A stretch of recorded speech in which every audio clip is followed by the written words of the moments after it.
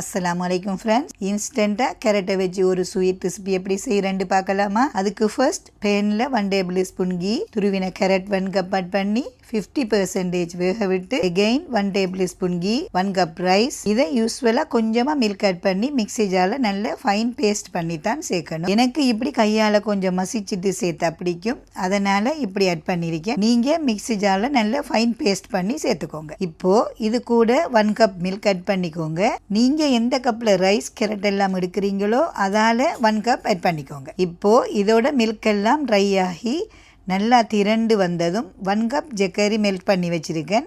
அதையும் இது கூட ஆட் பண்ணி நல்லா ஈவனாக மிக்ஸ் பண்ணிவிட்டு பிஞ்ச் ஆஃப் சோல்ட், 1/2 டீஸ்பூன் ஏலக்காய் பொடி ஆட் பண்ணி எகெயின் நல்லா திரண்டு வரும் வரைக்கும் மிக்ஸ் பண்ணிவிட்டு பொடிசா நறுக்கின ஆமண்ட் இல்லைன்னா உங்கள்கிட்ட என்ன ட்ரை ஃப்ரூட்ஸ் இருக்கோ அதை இது கூட ஆட் பண்ணி நல்லா அல்வா பதத்துக்கு திரண்டு நெய் பிரிஞ்சு வர கன்சிஸ்டன்சி வந்ததும் ஒரு பவுலுக்கு ட்ரான்ஸ்ஃபர் பண்ணி தட்டி எடுத்தா நம்மளோட இன்ஸ்டண்டான ஸ்வீட் ரெடி.